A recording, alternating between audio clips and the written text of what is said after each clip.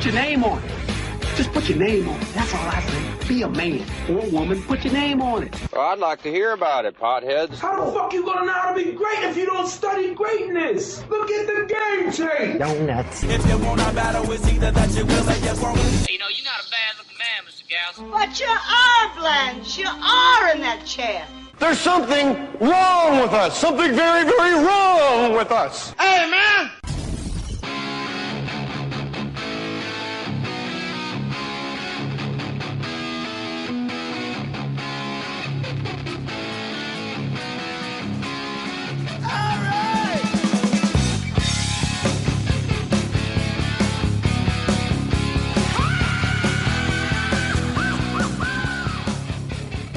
David Aloysius Attell. Tell us your story about why you lost your papers. Dave Attell in the house. More Stories, episode 2. I don't know what episode it is. Attell, you just did Conan. You literally came from Conan to here, and you're in your Conan. You're wearing my Conan outfit. This is my TV outfit, Jay. TV, so, yeah, gray shirt, black slacks, black jacket, and did you wear the ball cap on Conan? Of course I do. Yeah. I want people to know. Actually, here's a funny story because they showed a clip of my special, and I'm wearing the exact same thing. It was like a total. Really? So, yeah, it was a total fashion. The special, something. of course, is called Road Work. It's Dave Attell's stand-up comedy special. I have not seen it yet, my friend, but I do have a T-vote for the next time it comes around. Well, thank you, Jay. But I do have to tell you a funny anecdote, if you will. Sure. Do you like anecdotes? Who doesn't? Here's one. Did you know a giraffe has the same amount of vertebrae as a human being? I love it. Isn't that great? Mm-hmm. Hey, can I just say, Go ahead. Say whatever you want. Thank you for having me into your garage. Well, it's half garage, half Equinox. Half, it's like there's so much gym equipment here. Half garage, half human. It's the new Michael Bay movie. It's I like how you have the weight bench outside, like American Beauty. Yeah, well, Annette Benning's driving me fucking crazy. There you go. And I'm going to break up with her, and I don't know how. So I bought a Camaro. You got a Camaro? Working down at the fast food place? American Beauty jokes. Your special... Oh, sorry. Oh, I'm all right. Your special is Road Work. Yes. And it's on Comedy Central, and anybody that knows anything about stand-up comedy knows that Dave Attell is a goddamn Hall of Famer. And what was amazing, last time you were on the podcast, we sat in a hotel room and we spoke for, I think it was 2.5 hours. Ouch, really? It was great. It didn't feel like that. No, not at all. Well, that's what happens when old friends hook up and just talk comedy. I think that was the first time I saw you in years, Jay. It was, and it was almost that much time until this time again. Exactly. Well, I don't live out here, dude. What? I don't live in L.A. I did not know that. I thought you were just ignoring me. I live in Azerbaijanistan. Really? Yeah. Is that where Borat is from? It's something, whatever. It's part of Russia now, or in a week. Crimea. I'm from the Crimea. What are you going to do? That's the Pittsburgh of Russia. Good or bad? That's the Baltimore. Roadwork is the special, and last time we spoke on More Stories episode something, you guys go back in the vault. But if you have the More Stories app, you can just get it, your premium content at this point. Am I? Yeah. How much, Jay? Come on. What is it, Matty Boy? It's like $6. Wow. $6, but you get $6. Yeah, you unload every episode ever. That's like great. Charlie That's a Sheen, deal. Jay Leno, Bootsy Collins. You That get is all, a deal. Old Dave Attell's and the. I must be in the bargain bin. No, no, those are all my old movies. Player. That'd be great. The bargain bin, a podcast. Look, all right. Look, 99 cents. I'll give you the Attell. Yeah, I like it. But you got to take the Artie Lang too. 2 for 1. Last time you were on, I was amazed, and I think the listeners were amazed at how little you really had like doubt about your stand-up comedy. And I said to you at the time, look, if you have doubt about how good you are as a stand-up, there's no hope for any of us because you're the comic that all the comics watch because we think you're the best. Oh well, that put me in a. I know I'm going to end up in a shame cycle later on at the hotel, but that's really nice that you say that because when it comes from like an old friend who also I respect as a comic, then I appreciate it. And not to hammer the special, but doing the special, I edited for so long because it was in 5 clubs. You know, I did it in clubs because I'm a club guy and not a theater guy, and like. Then there's that moment where you have to actually like release it, and my editor, who was like an angel, putting up with like 6 months of hardcore editing, goes like, we're done, and he said like, I know you could edit this for another year, and I never thought about like actually the release. Do you ever think about that? Like, you know, like I'm always like, when is it coming out, Yeah. Papa? me, Release the dubs. I never thought about that, Jay. I was like, you know, I'll just spend the rest of my life editing this thing. It'll be some weird kind of like, you know, like just Kubrick. Yeah, like with cobwebs and like just like a hoarder apartment. Don't sit there. Don't sit there. That's where I keep the dick jokes. And then, you know, then I would be like, you know, and we finally released it on Comedy Central, and the feedback was amazing, dude. I'm not on Twitter much, but like we had to tweet it out for the, you know, the networks. Like, you got to get the word out there. And I was like, wow, I didn't know there were that many comedy fans out there, and the comics themselves. Like, it was really cool. It really blew me away. Next time it's on, when it comes up, it's on the queue on my TiVo. I'll certainly tweet the shit out of it. It's called Roadwork. It's Dave Attell. But when you're on stage, Dave, you have to notice that there's comics in the back of the room that weren't there for the previous 6 acts when you're at the Comedy Cellar, right? And they're all sitting there with their hat to the side like this. He corny. He corny. Why he corny? Get your hand out of my pocket. No, but you got to notice, like when you're yeah. on stage, like Louis C.K., me. I put me, but I Yeah, am no, a guy we all watched each other. I mean, come on. There's not really. We're upstairs eating free food from Esty at the Comedy Cellar. But when you go on stage, are you aware of the fact, like, oh, like all my friends are here to watch me do stand up? And does that make it more uncomfortable, or does that give you like a sense of freedom where you're like, fuck it, the chains are off? Yeah, Dave Attell Unchained. Well, when I'm like Django. when I see like one of you guys, like if you walked, like let's say we're at the Comedy Cellar right now and you walk through the room, I would immediately stop doing everything I was doing and just start talking to you. Because I'd rather talk to you. Yeah, I'd rather talk to you. And I remember when it has happened. I remember once I went to the bathroom at the Comedy Cellar. You were in the middle of a bit, and you just looked at me and went, "Take him." You pointed to somebody in the audience and went, "Take him to a game." Yeah, that was our little time, because I think as comics, it's more fun. Maybe it's wrong. Maybe it's shooting yourself in the foot. But I just love it when some guy I know walks through or is watching, and then like I'll just like tag the joke to them. Yeah, it's like their personal little I part love of it. Like if I'm not The like audience is like, what is he talking about? Yeah, but it's if the audience is into you, they'll go. I've found they'll go with that little tiny like sidestep with you. Like if I'm doing the Melrose Improv and Maddie's in the back of the room, Yeah. I'll like do stuff that I know it's just between he and I, Mm-hmm. and it's nonsensical. But the audience is like, it sounded funny, Right. I think it was supposed to be funny. We're having a good time. But I love that stuff because that's our stuff. And, you know, I think that a lot of the comics started watching me because, like, I would bomb consistently, and they would find it funny the way I bomb. Because, you know me, like, it was like quicksand. Like, I would be the guy grabbing on the branch, thinking the branch is going to pull me up. Like, you know, fuck you, quicksand. You know, like the guy who, like, won't give up. So I think that's kind of like where I got the rep initially of, like, you know, the comics comic of people who would watch me. Kind of, your book. This place is haunted. There's papers flying out. It's 108 degrees out. For some reason, some breeze. Oh, that's probably the air conditioning from inside comes through that tiny crack, blowing papers all over the garage. Oh, my God. It is so. Why is it so hot here this time of year? Because it's a desert. Off the top of my head. Off the top of my head. California.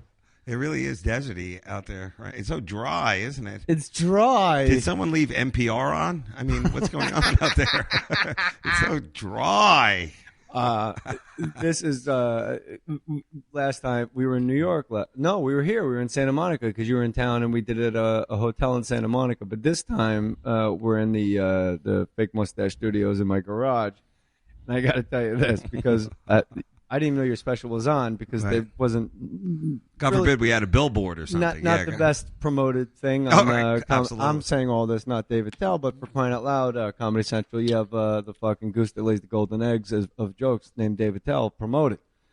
My wife, I get up to pee. My wife's an insomniac. She's laying there. Whenever I wake up, there's always like a gem waiting for me. Like once she paused the TV because it was an AARP commercial with old people in it. I love it. But she goes, honey, I go, what? She goes, before you fall back asleep, I want you to look at something. I'm like, oh, okay. Like, what's going on? She goes, look at this. I go, yeah, it's an AARP commercial. She goes, yeah, but it's old people. I go, yeah. She goes, but they're not that old, but they put them in wigs to make them look older. Oh, that's great. And she was right. Yeah. And she's like, she goes, isn't that weird? I go, yeah, that's pretty weird. She goes, no, watch it again. Like, look, this lady's got to be 60, but they like what? They made her look 68? Yeah, okay. That's funny. But this last time, she goes, look at this. I go, oh, good. Attell's special is on. She goes, no, look at what it says in the program guide, and it says it's your special Dave Attell road work, and the only thing it said was Dave is determined. That's it? That's all it said. You know, my wife was peppering me with questions like, I'm determined this time. When he's on the podcast, ask him, what is he determined about? Oh. It broke her faith in humanity because she thought out of all the people that wouldn't be so determined, it would be you, and you broke her heart. You went the other way with it. Now you're determined all of a sudden? I was voted one of the top 10 determined comics of the Determinators. That was in the Village Voice. Michael Musto wrote that. You know what's so funny about like promotion and all that kind of stuff is that, you know, a network like Comedy Central, it's all about digital. Like they'll play your special once or twice, and then it goes to digital, and then it's supposed to be downloads and all that kind of stuff. So like I'm old school. I'm like, you know, there used to be a thing like, you know, it's on a couple times. Yeah. And then, you know, like your mom watches it, you know, you have a good time.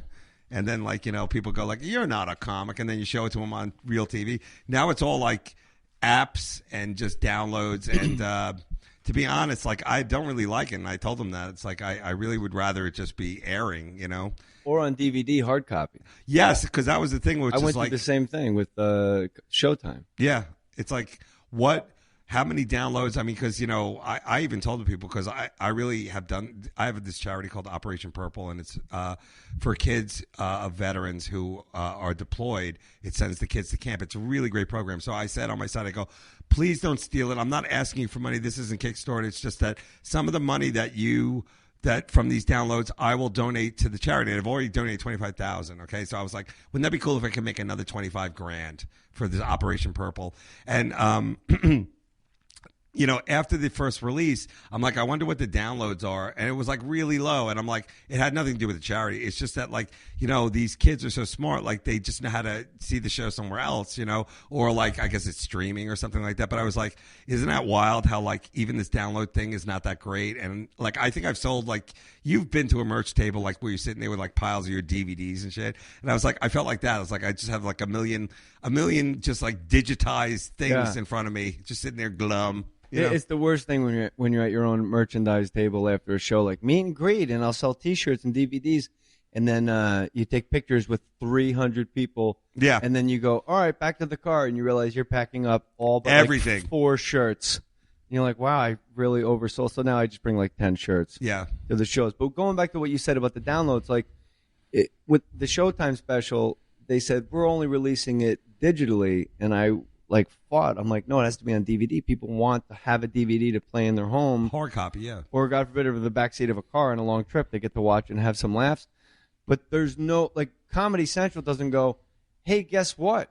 Catch Dave Attell on iTunes. You can download his special. Like, there's not only is there no advertising, and not just Comedy Central in your special, networks in general. Yeah.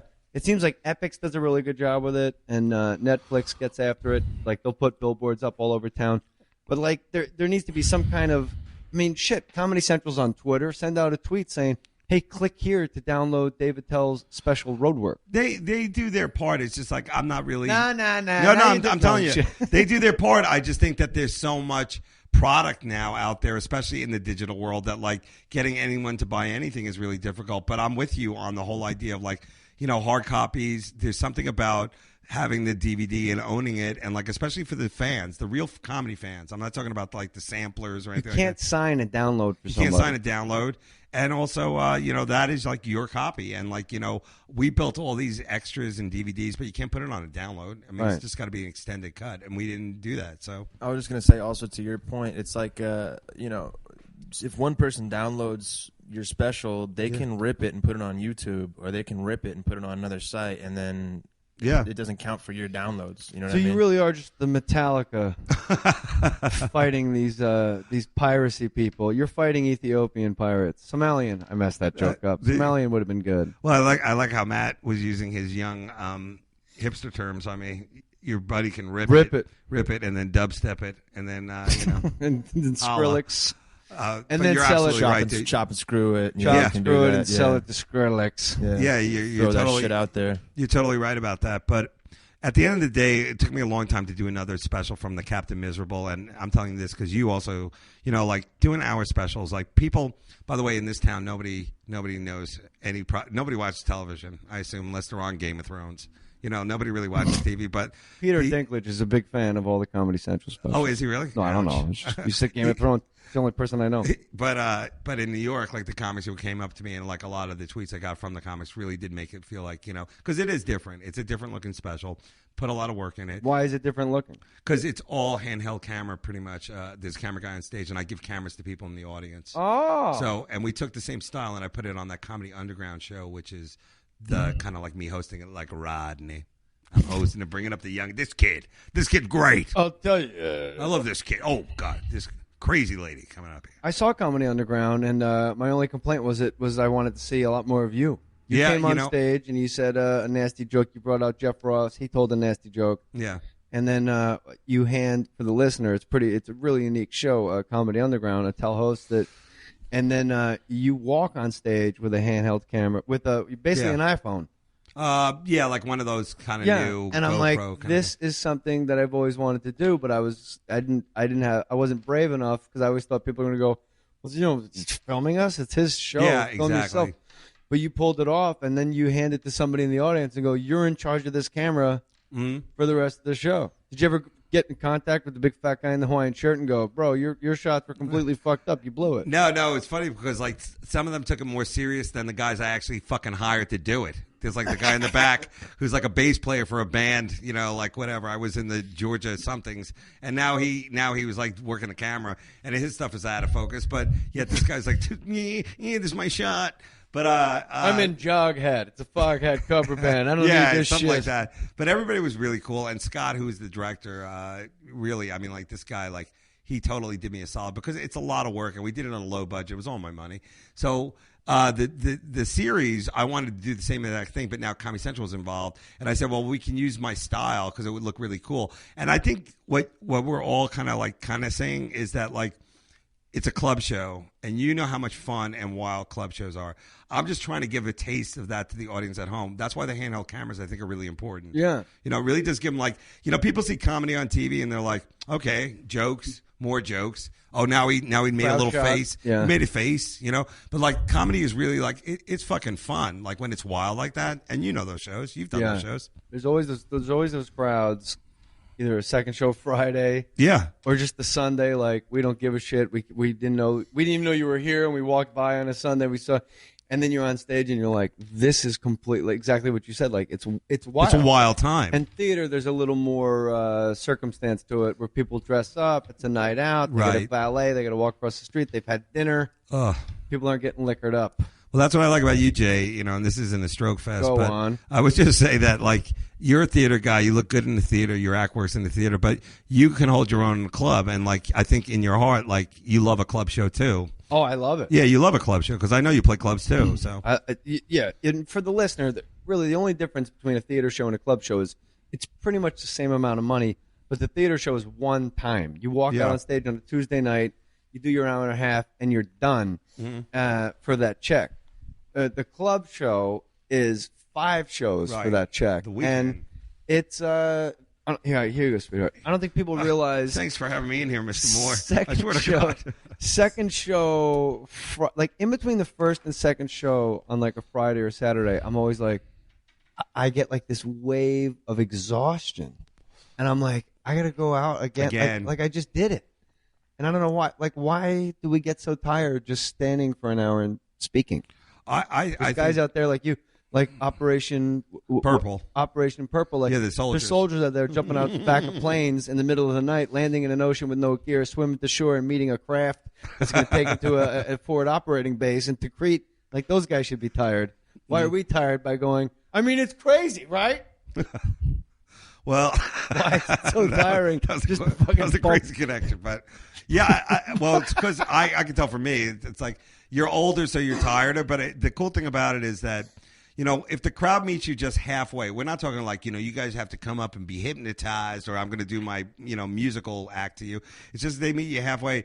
the amount of fun that can happen that was not planned is just extraordinary. And I'm not talking about like the drunk guy, like I'm screaming out stuff to help you out, or the people whispering or on their phone. Those people never help you out. But when the crowd is there and you're like swinging and you're trying and you're just throwing out new ideas, and like sometimes they hit, sometimes they don't, but the crowd gets it. That to me is like the best show you can ever have. It doesn't matter where it is. It's just like that's the show I want every time. I agree with you absolutely, completely. And it happens at a club only, and it doesn't happen in a theater. And there's times, I would say there's probably 6 minutes of every hour that when I'll say something on stage and it was never in my head. Exactly. And the audience hears it the exact same time I hear it. And it's almost like Buddhist, like no mind, and then you drive home and it's like, shit, what did I say? Because it made me laugh because I didn't know I was saying it, and you never get that in the theater because the theater, like you got to put on a really, it's got to be fancy. Well, I totally agree with you on the theater show, which is like you feel like these people have like gotten the tickets on Groupon or whatever it is. They're there now, and now they want like a theatrical performance. They want like Rocky the Musical. They want something that is beyond belief. And I always feel like I leave them wanting. It's Rocky like it's not my musical, which I saw, by the way. Rocky Dennis the musical. What's wrong with my face? What's wrong with my face? By the way, wait, I was gonna say this, that like there's types of comedy that like look really good in the theater. My type never looks good in a theater, and like the crowd work element, which people talk about, and I'm a hack. I'm an old hack. You're not a hack. No, but that's I'm just saying, like, no, comics. I'll back it up, like, because I was listening to my tapes because I was getting ready for Conan. That's how you get ready. You're like, what jokes do I have from them? They always want more jokes than you're what like, else? Frank Smiley still doing it? What else? Frank. What Oh, else? God bless him. You're like, it's 3 hours, 6 minutes segment. I'm like, how much time am I doing? Is there someone else on the show? 6 minutes. What else? Yeah. So I go, I'm listening to and it's like, hey, who's having a birthday here? And it's like it's the hackiest crowd work, but that always leads me to like way great crowd work, which is like once they realize that like I'm doing like the comedy job, then like I can get into them. And I was listening to it because it was really good because like once they realize that like, I'm kind of on their side, then they loosen up a bit. And that's my biggest problem with LA. Do you perform in LA, right? Yeah. Is that the crowds here are like super smart, they're super hip, but yet they somehow are holding on to their energy for some amazing event, some kind of rendering or some kind of second coming or something. It's like they'll just sit there blinking at you like cats. They're like blinking at you, and I'm like, you're 20 years old, dude. This is like your moment. That's your, It is. That's a really interesting observation. It is in LA. There is like when you drive a golf cart downhill, you're like, why isn't this going faster? Because there's a governor on the engine, and with the audience in LA, there's always that weird governor on the engine, like they're waiting for the quickening or something weirder to happen. Like this is it. This is the show, guys. Like, let loose. I Hipsters. mean, yeah. And I guess it's a generational thing, and I also do think that, like, God bless whoever raised these kids because they are like super tolerant, super politically correct. They're all great little .com whatever coders, whatever they are, and they rip it. They stream and rip it. Yeah, they stream and rip it, and like now I feel like it's a shame that we juiced the funny out of these fucking kids because like they're not funny, they're not fun. Like Why? you look at them, and you're like. Half the shit I'm about to say, you're going to groan at, which is the new laugh, by the way, the groan. Oh. Yeah, and it's like you didn't even understand the joke, so why are you groaning about it? They groan at something that is completely disproportionate to what they should have groaned at. Yeah, exactly. Like you could talk about rape, and they're like, it's hilarious. And then you go, have you seen the guy with the 135-pound balls on the learning? Like, no, it's a fucking show. I just watched it. Why are you groaning? I know. Like you're responsible for the universe, and they're groaning at you. Why'd you give him such big balls? Leave him alone. But yeah, I love all that kind of like fake caring that they do. But at the end of the day, I'm like, it's still a show, guys. You might as well like laugh it up. No one's going to care. But I guess they have been raised to realize that everything they do is going to be Instagrammed and, like millennial, whatever they do. I don't know, dude. I saw you at a Dave Attell joke laughing at a Selena. I saw you at a Dave Attell show. You won't be governor. You laughed at a Selena joke. Yeah. It's like all that stuff. But to give them credit, they are star fuckers. Like anybody can walk in who's on a TV or a movie, they go nuts. So. It's Aziz. Well, yeah, Aziz, like in the cellar, like when I see him walk on, his crowd is the tech crowd. They're all tech. It's like, Is that why I don't understand what's happening? Because it's a lot of Facebook jokes in Aziz's act. It's a lot of Facebook. And I know he's funny. Right. But it's like, so then I respond to his with a post, and then I flagged it, and they're all like, and I'm like, I have no idea what's happening. That must have been like what the World War II vets thought, like when they started watching, you remember watching like Battlestar Galactica with your grandpa. It's like, you got to understand, there's a colonial war. He's like, yeah. Let me tell you about Lady Gulf, 1943. All right, the kamikazes were coming in. I had to piss my pants. I was on a 40-40. It's like, oh, okay, Lady Gulf. But that. Why are you so determined? I'm not letting this go. I'm determined Dave to get Mabel to come over here for a second. Look Mabel, at that little. sit in your lap. That doesn't even look like a dog. That looks like a unicorn's fart. It's just too adorable. My teacup Yorkie Mabel. I never thought of all the dogs that you could have that, Jay, this would be your dog. This is your wife's dog, isn't it? No, this is my girl. And the little Maltese, Gene Wilder, in there. She stares at me. I'm her god. If you look at the photo on the wall over there of Anthony Jeselnik holding both dogs, they're both trying to get away from him like they're about to get gang raped. Well, he is... He is cold. He's known for that. Here's Mabel for Dave Attell right in the lap. She'll stay there. All she wants to do is, she's a good girl. You're a good girl, Mabel. These new dogs, they don't even bark. Why would Comedy Central, in the synopsis of your stand-up comedy special called Roadwork, say Dave is determined? I'm not letting this go. Because my wife will go, did you ask him about Dave is determined? And I got to go up there with an answer. It's so funny because I would bring that, my web person who's amazing, we would bring that up to them and they'd be like, well, we'll get on that right away. And then they'll run to some kind of group or a cubicle. You'll hear a lot of running. They'll be like, all right, well, that slipped through the cracks. We promise you next time it'll be, Dave Attell is dinosaurs. Something funny. Are there jokes? Is your dog farting or is my phone vibrating? I don't know anymore. She's not. I'm getting old. I'm old. After all that hobo chili from my first special, Skanks for the Memories. I miss one of the best comedy albums of all time. Can I tell you what the best line? Because you love a line coming up on stage, you love that kind of stuff. Oh yeah. The best line I came up with. Actually, I came up with a couple of good ones in this special because we shot in multiple places, so I got a lot of wax at it. Learned that from the Viet Cong. Little battles.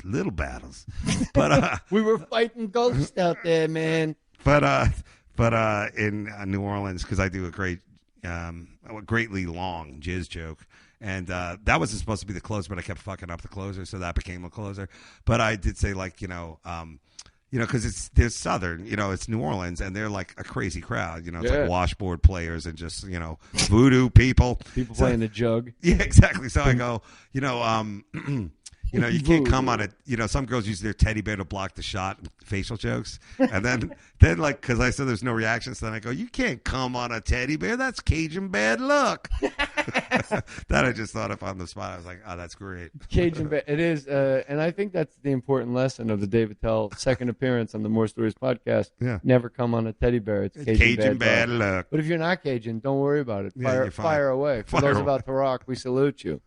Go to jmohr.com, click the Amazon banner, everybody. And Dave, I'm trying to put my kids through college. God bless you and your kids. But you got to save early and often. So what I do is all the money from the Amazon banner at jmohr.com, that goes direct deposit to their college accounts. That's sweet. That takes me off the hook. I can save some money for myself, can't I? Mm-hmm. So here's this guy. And I got one for you that's very special. This is not the one. Grant Keller tweeted me. Hello, Grant. And by the way, thank you very much for using the Amazon banner. Go to jmohr.com, click the Amazon banner if you're going to buy anything off of Amazon.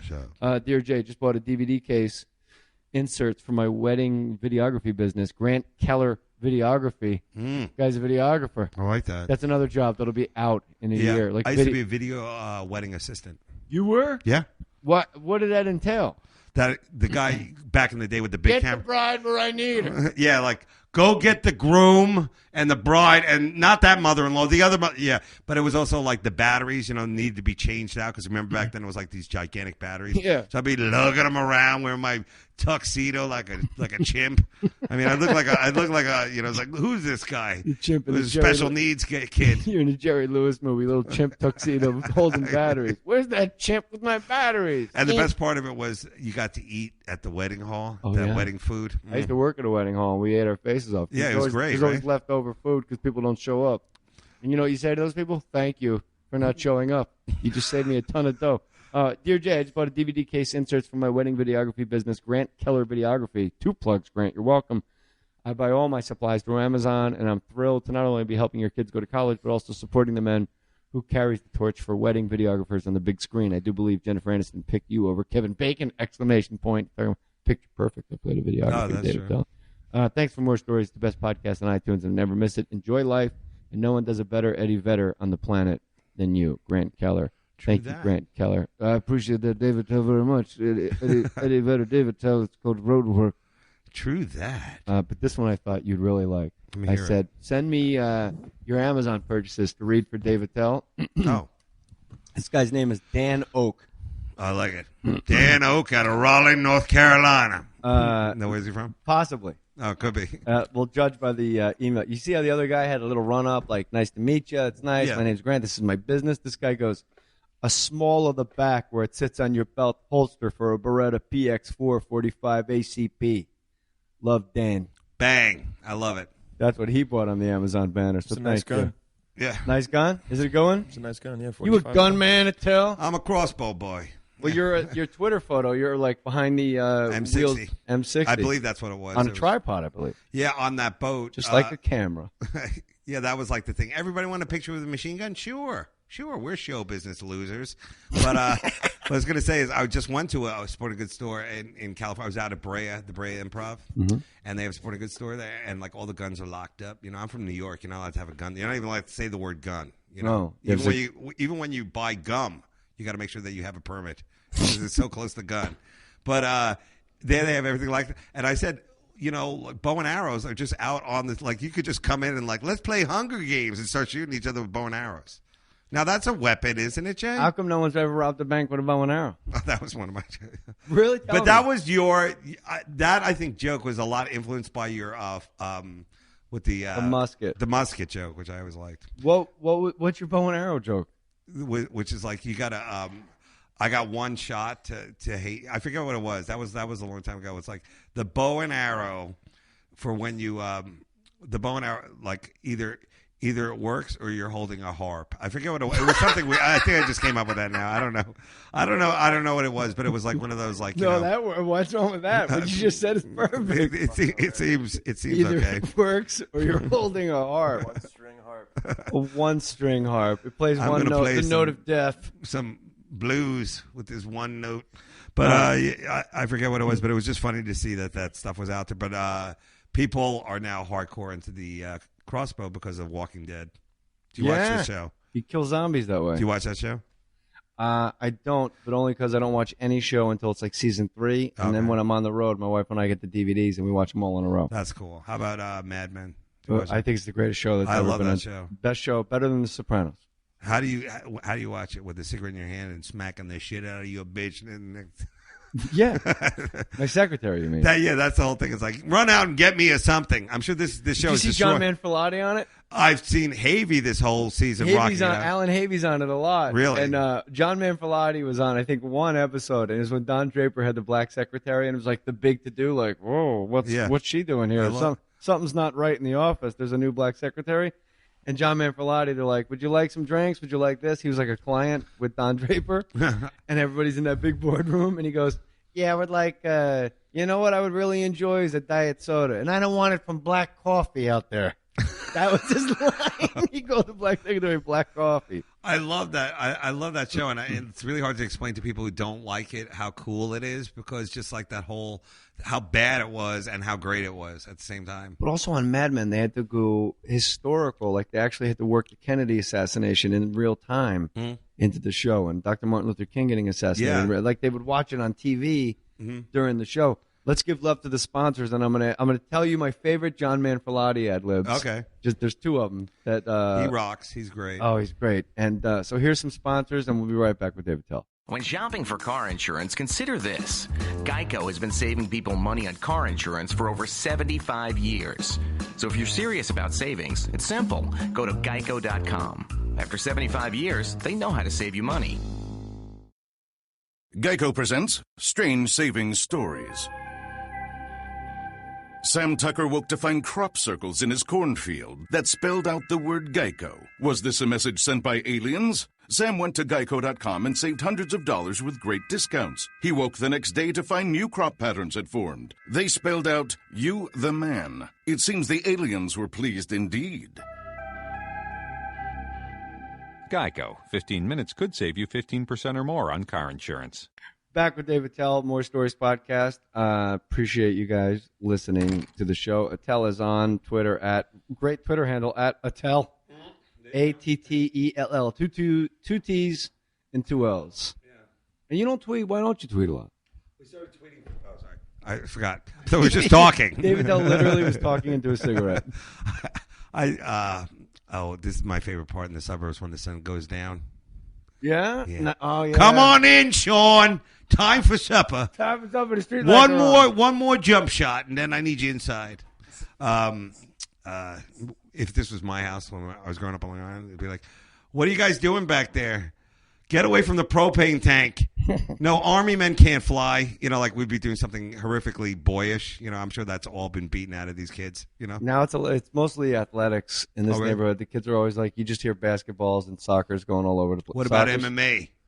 No MMA on the west side. Really? Oh. Football practice down the street here there you go. at Santa Monica High School. Wink. Wow. I don't want to give out the exact location. I don't want a bunch of people. I had a guy email me. No, I'm not going to get into it. Yeah, don't get into that. You ever drive past Hollywood High when you're going down to... Yeah, and they have the face of all the famous people that went there, and then you look at who's on the front step, and you're like, this don't match up. There's no Harry Belafonte to graduate. This fucking fat kid that needs a bra wearing an Ozzy t-shirt ain't exactly going to be singing Day-O. He's going to be saying, whoa. What's so funny about that high school? Like, how they always say, like, if you don't study, you're going to end up being a homeless vagrant, whatever. They could just actually go, if you don't study, you're going to end up and just look out the window. That guy over there, that guy dressed as a pirate fighting a guy who is invisible. You're going to end up like this dude. Because there's so many, I don't know. I could never do that in high school. Did you come up with Comedy Underground? Is that your show? No, they came to me with the show, and I came back at them saying, well, why do we need another stand-up show? And they're like, well, it's going to be uncensored. So I'm like, okay, I'm interested. And then I said I want it to be more of the hardcore comedy club guys and not so much the alternative or the storyteller people, because they have a lot of shows like that. And I also think that the dirty new comics don't have a place for them to do their dirty, because they get run out of town. Yeah, well, it's either you do an hour, a half hour, or nothing. And that's or your 6 minutes for Conan or Letterman. Yeah, but even that can't be dirty. Like that could be a little saucy, but it can't be dirty. So a lot of these young guys, like, they have some great filthy bits, and like, where do they do them nowadays? There's no place, and every club is like, some clubs like go on the road. They have treat the middle like shit, like he can't curse, and I'm like, what is this about? I mean, like, let these guys do the jokes the way they want them. I don't like it. I think you're like me. I don't when the opener. I'm embarrassed when the opener comes to me and goes, "Is anything you don't want me to say?" I am I'm embarrassed. Like, bro, I don't do whatever you want. Just do as less time as possible, because I got to get out there. I hate waiting around. I can see that, yeah. Do you show up early to Well, I have no life, Jay. So I'll have 15 guest spots ahead of me. This guy. Let me enjoy my improv steak. Yeah, this guy. He's Cookie. He works. He's the Valley's cousin. Here he comes, guy. No, it seems like people know I'm a soft. Cookie. Yeah, it's like I'm a soft spot for the guest spot. So, no, it does. There's such too much of a good thing sometimes with comedy. So it's good to keep it tight, but it's also good to roll with some new faces. So. Sorry, I'm just babbling. You're not babbling. We're having a conversation. That's why I like having. But what about having a dialogue? Listen to my dialogue and break it down. Listen, man. John Manfrotati, I saw him at a club once, and there was guys in the front row heckling the shit out of him, and he goes, "You guys look seriously." He really just fucking destroyed these guys, and he goes, "You guys look like $1 million, seriously, 6 zeros."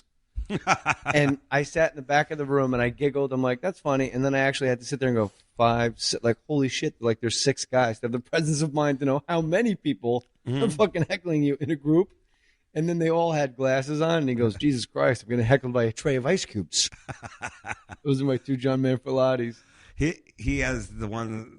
For those who don't know, he was a big New York comic. He's really good friends with Ray Romano, and I know Ray loves him to death. They're golf buddies, and he's been on Ray's show and all that stuff. For people know, he's more of an actor now than he's a comic. I don't think you were on Ray too, weren't you? As one of his basketball. Yeah, one time. I was on there one time, but I also you were on his basketball team. Yeah, I was You're smoking athletic. actually on the team. That was the best part. Yeah, it was me, Andy Kindler, and Ray. and who were just saying Manflotti. So there's only 4. You need 5 guys to get a squad, Dave. I know, but it was maybe like Brad Garrett. I was trying to like impress you with names. It's like all those names we could get here like within an hour. Really? Then where are they? Brad Garrett wasn't on the team? No, Brad Raymond, and I was Ray. open for that 3-point shot, Raymond. I just saw Ray do a we did this benefit at Largo, and Ray did a great set, man. Because he's a great comic. I don't think he does a lot in LA, but he does it on the road. But he really is like, when you think about it, like a guy who like really does like think out his stuff and like write it. He's that guy. He really is good. I agree with you completely, and I'll say this about Ray Romano: a really good actor. Oh yeah. When he did Men of a Certain Age, I think TBS maybe it was on. That was a great show. He was really good. I can't wait for him to show up in a movie not called Welcome to Mooseport. Do you know who was the executive producer of that show? Of Ray Romano? Michael Royce, who was Mike a comic. Royce. I love Mike Royce. I started out doing comedy with him. Me Mike too. Royce. Yep. Well, I guess that's not really that. I'm like, what a coincidence. Yeah, exactly. We started at the same time. That was when there was only 1,000 comics. Now there's about easily 100,000 comics. So. So why are you determined? I'm determined right now to. Are there bits in the set about how determined you are on your special called Roadwork on Comedy Central that everyone must TiVo and watch and tweet how much they loved it to Comedy Central? Yeah, I really can't. You got me on this one, but maybe they caught me at that weird moment. They're like, "What do you want to say about the special? Like, it's off the wall, off the hook, or how about determined?" I think I'll go with determined. I think that's the way I want. I was trying to give a West Wing element to it. Determined, a political dick joke. The right side of the aisle's kicking my ass. That's what you were going to call it. That's how I should have ended it. Well, and as you all know, I'm determined. Lights out. Lights out. Fade to black. 700 Sundays. People don't realize maybe that you and I shared an office on SNL. We were hired at the same time, and you and I were completely lost at the Saturday Night Live retreat. Yeah. So they put us all on a bus and sent us up to Mohunk Mansion. They can't be still doing that. That's for sure. I don't know if they're still doing it, but I know I saw Anthony Bourdain, no reservations, and he actually went there for lunch and went out on a paddle boat with Rulin, some chef that he always rolls around with that he likes to make fun of, and like the whole thing was like how haunted the place was, and I'm like, well, somebody might have floated us that information. Yeah, you and I could have had some fun. Are there any ghouls in here? The Scooby-Doo kids could have come in and solved it. No, I really do think that. I know that you were a heavy duty player over there, and like at SNL. Well, no, but you fought for yourself, and you got stuff on, and I think that I always admire that because now I see now it looks like a summer camp over there. Back when we were there 20 years ago, now it was more of like a death match. It really did remind me a lot of like 2 men enter, 1 man leave. Mr. Attell, you will have the weapon. Yeah, I really do feel that like it was so competitive to the detriment of the show. I agree. That the show was hurt every week because of like, oh, this guy knows, this guy is whatever, and the writers all like this guy, and like it was wrong, and they didn't nurture the younger cast members. Now it's all like a nurture fest over there. It's like a mommy blog. Cast driven. It was Jim Downey told me one of the few times he spoke to me in 2 years. Yeah, was he said the show's cyclical and it's either writer driven or it's cast driven. And when it's cast driven, that's when it's the best. Really? And when it's writer driven, it runs aground because, as you and I know, you sit in a writer's room and for 2 hours, guys are arguing over what the name of high school. Yeah, that's true. Yeah, and like the high school is just a card in the beginning of the sketch. It says Washington High, and people are going. These are Harvard graduates going. That sounds a little too urban. What about Central High? Still a little urban. What about High School High? Too jokey. Yeah. And then you and I would sneak out and do spots. Actually, I'll take that back. I didn't have the balls to do what you did. You would go, I'm going to the bathroom, and you would go to the Comedy Cellar, and you would actually do stand-up comedy and come back and be like, woo, that was a long one. The good thing about like that gig and also like me being, I was like older than you guys a little bit, but it was like I had already done jobs where like they kind of hated me, but they couldn't fire me. I had done those kind of stuff, and that's where I kind of felt like that job, which was like, oh, he's here for whatever. So let's just put the wall up so that we don't let him in. And I really do think that show was hurt by the fact that like, they really did. It's very cliquey, or I don't know what it is now. You're right. I'm going to stop you. It is cliquey. When you and I were there, it was very cliquey because out of a writing staff of like 20, 8 of those guys all graduated Harvard and got hired at the same time. Right. And they all knew each other. Lou Morton, Dave Attell. I'm not saying these guys were not nice to us because they were. And shit. the kid that looked like Bjork. Like, I've never said this, but like Robert Downey, who was the head writer there, everybody swore that he was a genius. And I was like, wow, this is really a great opportunity for me to learn how to write. And he looked at me like, which to give him credit would be, is that like, why are we hiring comics to learn how to write when we should hire writers? And I agreed with that. But I also do think that, like, as a comic, I could have contributed more if they didn't look at me as like, oh, this guy's just going to throw in some like comedy jokes. Yeah, we want jokes being the key word. Yeah, though. exactly. The sketches need jokes, especially their sketches, since they have so many. Since they go on way too long, like the more jokes, the better, as we all know. Yeah. Otherwise, it's some kind of weird improv exercise of just like, over the top characters. It seems sometimes I watch that show and I'm like, this is like English comedy done poorly. You know what I'm saying? It's like everyone's dressed wackily. There's wackiness going on, and there's a recurring thing, like a recurring bit, but it doesn't lead anywhere, and there's no jokes. But that was years ago. I think now it's different. Let's do a sketch where there's an ugly sweater party. What are the jokes? What do you mean? It's an ugly sweater party. Yeah, come on, guys. It's all that'll walking be in. 8 minutes. We're just going to compliment each other's sweaters the whole time. Because there's 1,000 people in the cast, we need 100. We need 100 ways to go. Hey, how's it going, guys? That's like the big writing assignment. Yeah. How did you get the gig? I mean, I was auditioned at actually Stand Up New York, and I thought you were on that audition, or you got it through a manager. No, I auditioned at the Boston Comedy Club, and then my second audition was at Stand Up New York. Okay, so then I must have went through the same process, because they saw me at Stand Up New York, and that's when they said, we'd like you not to be a cast member, but to be a writer on the show. They give and my one manager, hand, they take away with the other. We want you, but just not the way you want us to want you. But then the management at the time goes like, you know how it is. They'll bring you in, they'll love you, and then you'll be a cast member. And I was like, okay. What I really should have done is what Louis did, which is like, Conan also wanted me at that point. I should have went with Conan. And I didn't do that, because I think at Conan, my sense of humor would have fit better. Because I remember talking to Louis back then, and it would be like, I'm like, well, we're working on some kind of weird thing for like name like Martin Lawrence or something. He was one of the cast. He was the special guest or something, or whoever. And then like Louis would be like, oh, we're coming up with something like a masturbating bear. And I'm like, wow, that sounds a lot more fun than what we're doing, So, that probably would have been a better thing for me. But I really did, when you got there, I was like, wow, Jay is going to rock this, because like, you're a young guy. You got all those different characters. You're a funny guy. And also like, you stand up for yourself. And I think they saw that stuff all as a threat. Well, I don't know if they saw it as a threat, but it certainly wasn't received kindly, and I was my own worst enemy there for sure. Well, because I ranted and raved, and I remember I think it was Jim Downey at the time also said, why don't you go to office when everybody's writing and do your impressions for them? And to me that was the most insulting. Insulting, yeah. Like, I'm just gonna walk into like Lou Morton's office and go, "This is Harvey Keitel. You should write a bit. Write it for me." And it was like, but in hindsight, that's exactly what I should have done. Well, because they went, oh, that would be funny if like Christopher Walken walked in. Yeah, but you don't know. Maybe that would be the week when Robert Schneider had 3 sketches that had the 3 sketches that had the special host guest in and it, women, the host or something. Yeah, you got to have women in the sketch. Those are the 2 rules. You got to make the host funny, and you got to put the women in, because they were light last week. That's what I always got. Well, I think the cool thing about today's time, like when Tina Fey started running that show, is that there was no longer that sexist kind of misogynistic women. I think that the women were holding their own because the cast members were that strong.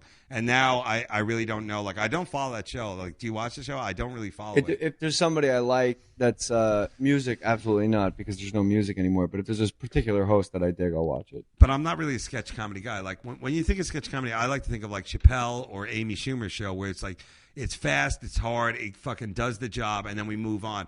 At SNL, there's this every sketch has to have a point or something like that, or it's just for some reason it's just there's too much pressure on the sketch because there's a host in there. They brought this person in, let's see if they're funny. I'm like, well, why'd you bring them in if they weren't funny? That's what always got me. It's all about names. Did you know how to write sketches before you got the job? No, I didn't. I did not have any idea. I had no idea what I was doing there. I had no idea while I was doing there what I was doing. And then we shared an office, you and I. Yeah, with 2 other guys. Well, we were sweating it out, you and I think, with sketches and stuff like that. And I knew as a writer, since you were a cast member, you could kind of do some writing. You had to like write 2 sketches, but I was like, tap, tap, tap. I better be tapping away in here, or else they're gonna fire me. You know? I but I never had that inside my body of like I can just because I'm a cast member. I don't have to write. I was panic stricken every week, like because I have no ideas. And then guys would pitch fake sketches. They didn't want to give away their idea. And I remember at the pitch meetings that like Kevin Nealon was great at it. He was the king of like the fake pitch. Norm was the king of the fake pitch. And I realized these guys' fake pitches are better than the best thing I've actually had on the air. Right. Like just write that, or at least give it to me and let me act like I wrote it. Well, Norm, I always felt like he came in there with a lot of like people really wanted Norm on the show, and then when you saw what Norm could do, you're like, oh my God, are they lucky to get Norm? Excuse me, that's Norm. That's the dog farting. That's actually the dog farting. I apologize. But yeah, I would say Norm was gifted. He's a gifted comic, and he's also a gifted. He's better at television than anybody I know. I love Norm. I think he's one of the funniest people on the planet. And I remember he did a fake pitch to Bob Newhart. Huh? He goes, I notice people always confuse the words literally with figuratively, And then Bob Newhart just like stared him down, and then Norm just goes, like someone go, I just saw that movie. I literally laughed my head off. Yeah, I didn't laugh their head off, They meant it figuratively. And like Bob Newhart just didn't laugh. And then it became like this battle. Really? And Norm just kept going. It was like 4 minutes. And we were all like, it was amazing. And then that week, that sketch, that was just a fake pitch. And do you remember he was Charles Kuralt? No, I was fired by that point. Oh, that's right. The old fired. I was bringing the garbage out behind a Chinese restaurant. You don't even know, like, there's been people who've been on SNL who, went on to being truck drivers and, just like nothing. Like, they're not Elvis comics. was a truck driver, man. Come on. All right, but I'm just saying, like, they didn't stay in show business at all. Like, for some reason, they did it. And how many different sounds does your phone have? I'm sorry. That's actually my pacemaker. You wrote, people don't know this, but like for SNL, when you go up to like the retreat or like to get started, you have to hand in 3 sketches and 3 commercial parodies. That's what you and I had to do. Right. And we go up and we were at the Mohonk Mansion. It's this big retreat with the cast and the writers, and it was Dave Attell and I were completely lost. Yeah, it was horrible. And your fake commercial to this day, when I think about it, if I'm laying in bed, I'll giggle until the entire bed. I don't even remember. Spin and Pet. Oh, really? Do you remember it at all? No, I don't. It was a game for kids where you put your pet, any game that has like a spinner, you put your pet, you tie your pet to the spinner. Yeah. And it's fun for all ages. And like you put your dog on the spinner and the thing, and then you had to act out.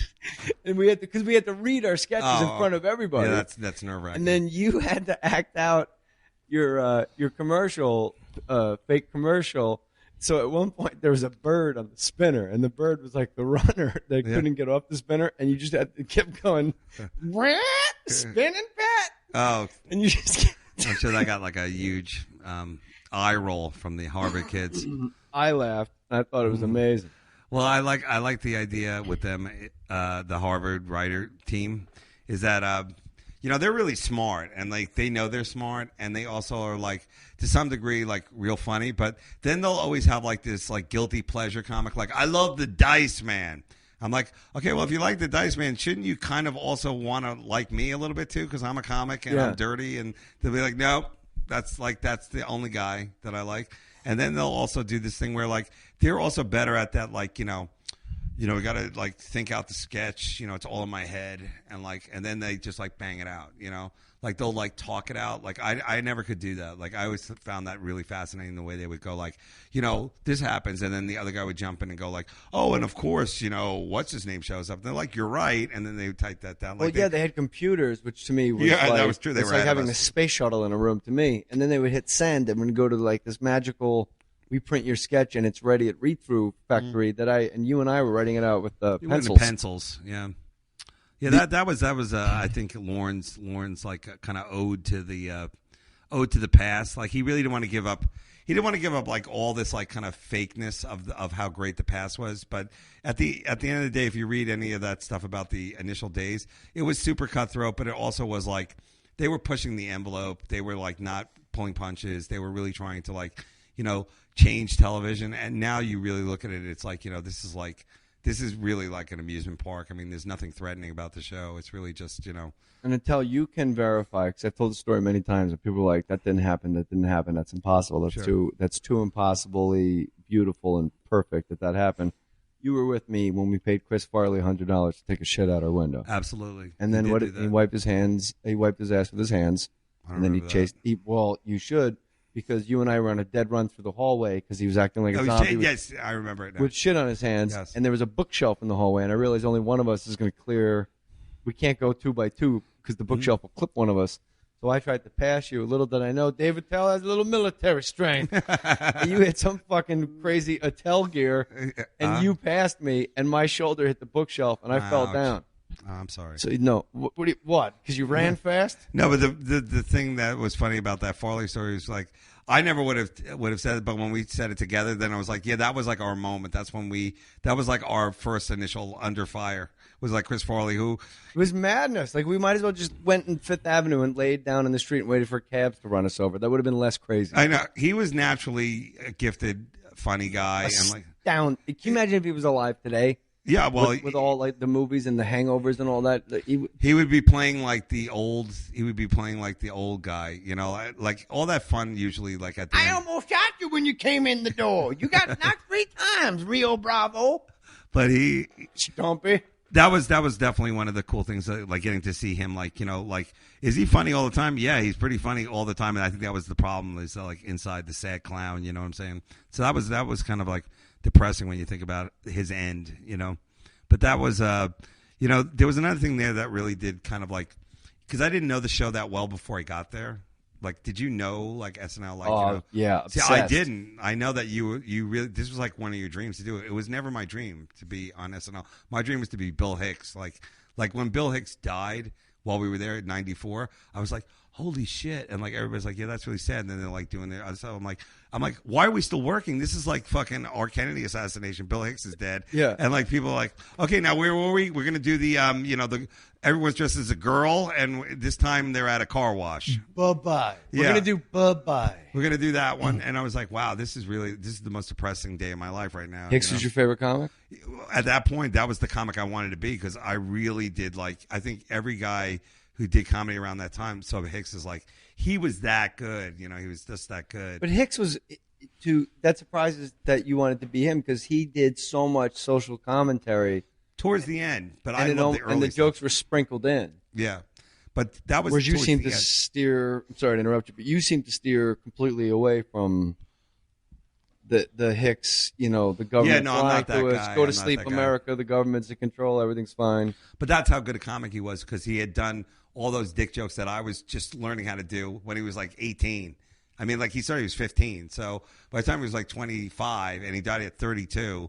That he probably was already like, I'm done with like the dick jokes and the where you're froms and all that kind of stuff. Now I'm like, hardcore, like I got a message. And this is like, he was really smart. He was really talented. He was an amazing guitar player.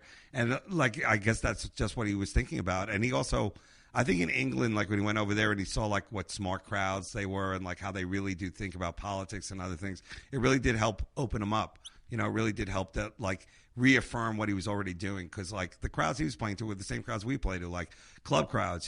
He was prom shows. There was no alt scene really then. It was just starting. He brought it with him, the alt scene. He really is the guy. Like if every comic was that strong, then we'd be like, wow, this would be like an impressive scene. I just thought about this. Maybe when he knew he was dying, maybe that's when he got super socially conscious and he felt like he needed to spread a message before he tapped out. Oh, that's a really good way to look at it. Yeah, I would say that his message actually is really something I say to myself sometimes, especially when I'm on a plane and I feel like this is not happening. A little bit of a Malaysia situation where I'm like, oh, this is not good, and then I'm like, it's all a ride. It really doesn't matter. It's just all a ride. It's just a ride. Like I say it to myself sometimes. And here's Tim with sports. It's all a ride. Life is just a dream. Everybody's fine. I'm not gonna do a whole Bill Hicks joke. Dave Attell's special is called Road Work. It's on Comedy Central. Please watch it, and please tweet the shit out of Comedy Central and let them know that they got a good thing, because I don't think people realize that they are dialed in. There is like a social media expert, quote unquote, at every network. Absolutely. And if just some shows take flight, and if like I'm just using her as an example, but I don't know if this happens. Like if Amy Schumer's on, it's just trending on Twitter, Amy Schumer. So when Dave Attell Roadwork is on, just bang the shit out of that Twitter. Thank you. And like Comedy Central, they know they got a good thing. And of course, Comedy Underground. Yes. That's on. That's on a Saturday at 1 a.m. Eastern time, so that's like on Comedy Central as well. On Comedy Central, and a little Comedy Central business going for yourself there, Dave Attell. I really do. And Jay, I'm going to throw the invite out now because I have no idea. Well, let me just say, I have no idea what's going to happen with that show. But if it does get picked up and I'm a part of it, you are my first choice. All right, I'm in anything. And like with Dave's old point, I was like, yeah, of course, dude. Yeah, I owe you for that one too. No, you don't owe me. You're my friend, and I've run out of favors in this business. Luckily, that's not a favor. I must have done something right, because when I started doing comedy, I really met a lot of great comics, and a lot of them are really cool. And as we all know, we take care of our own. Yeah, we take care of ours. We take care of our own. Get an education and take care of your own. Any final words? You're dying after this. I don't know if you know. Well, I was just going to say, if I can hit it again, Operation Purple. Check out my site, daveattell.com. You'll see everything about it, and it really is a good charity. You're a good dude. You support the troops. Everybody knows that. Like, I'll put $1,000 in right now, dude.